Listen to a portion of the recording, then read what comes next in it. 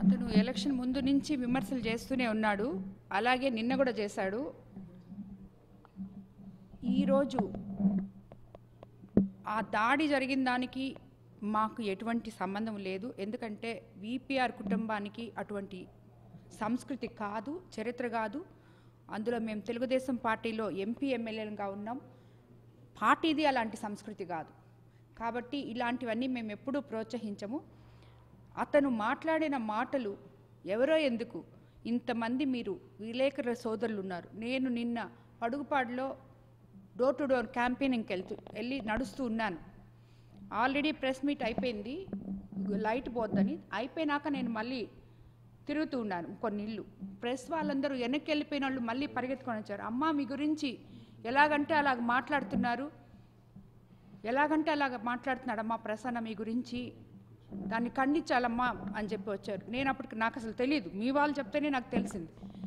So నేను అది అప్పటికే 8 o'clock అయిపోయింది. నేను అసలు ఏంటి అని కనుక్కునేటప్పటికీ ఇది విన్న అభిమానులు మీ ప్రెస్ వాళ్ళలాగే వాళ్ళు ఎవరు ఇది చేస్తారో మనకు తెలియదు. అప్పటికి తప్పే, ఎవరు చేసినా తప్పే. నేను దాన్ని తప్పకుండా ఖండిస్తున్నాను.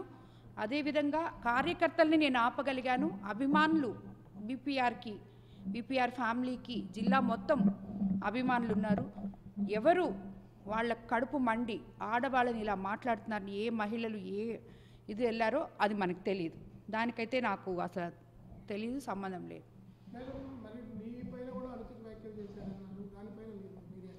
నా పైన చేసిన దానికే అభిమానులు తట్టుకోలేక ఇది చేశారు. అతను ఈరోజే కాదు, ఎప్పుడు కూడా మహిళల గురించి అసభ్యంగా మాట్లాడడం అతనికి అలవాటు. గతంలో ఆ పార్టీలో ఉన్న వాళ్ళకి అదే అలవాటు. భువనేశ్వరమ్మని గురించి మాట్లాడారు, తర్వాత వంగల్పూడి అనితా గారి గురించి మాట్లాడారు, ఇప్పుడు నా గురించి మాట్లాడుతున్నారు. ఎలక్షన్ ముందు తర్వాత కూడా ఇంకా ఎంతోమందిని గురించి వాళ్ళు మాట్లాడున్నారు. సో అది వాళ్ళకి ఇదేం కొత్త కాదు. వాళ్ళు మహిళలు అంటే ఆ పార్టీ నాయకులకి అమిత లోకవ, ఎందుకో అది మనకు అర్థం కాదు. అమిత లోకవ వాళ్ళకి.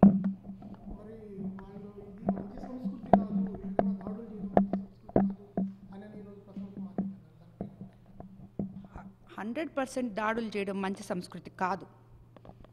కానీ వీళ్ళ సంస్కారహీన మాటలకి ఏ అభిమానులో వాళ్ళ కడుపు మండి ఒక మహిళ గురించి ఇంత నీచంగా మాట్లాడతారా అని చెప్పి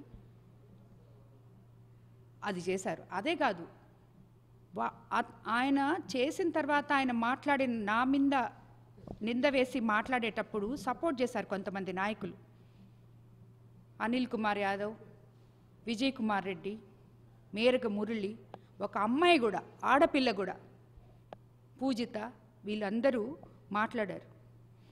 వీళ్ళందరూ ప్రసన్న కుమార్ రెడ్డికి సపోర్ట్ చేసే ముందు ఆ వీడియో, అతను మాట్లాడిన వీడియో తీసుకెళ్ళి వాళ్ళ ఇంట్లో వాళ్ళ భార్యకి, వాళ్ళ అమ్మకి, వాళ్ళ చెల్లికి చూపిమ్మనండి.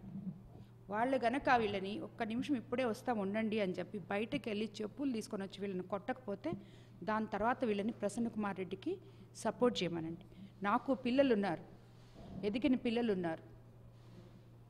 నా కుటుంబం, నేను ఎన్నోసార్లు చెప్పాను, ఇతను మాట్లాడిన మాటలకే నేను ఒక కుటుంబ స్త్రీ తన జీవితం గురించి వివరణ ఇవ్వాల్సిన అవసరం లేదు. కానీ ఇతను ఆ రోజు మాట్లాడాడు కాబట్టి నేను చెప్పాను, నేను ఒక పెద్దింటి కోడల్ని, విధివశాత్తు నా భర్త మరణించారు, దైవ సమానులైన అవివాహితుడైన వేమిరెడ్డి ప్రభాకర్ రెడ్డి గారిని నేను పెళ్లి చేసుకున్నాను.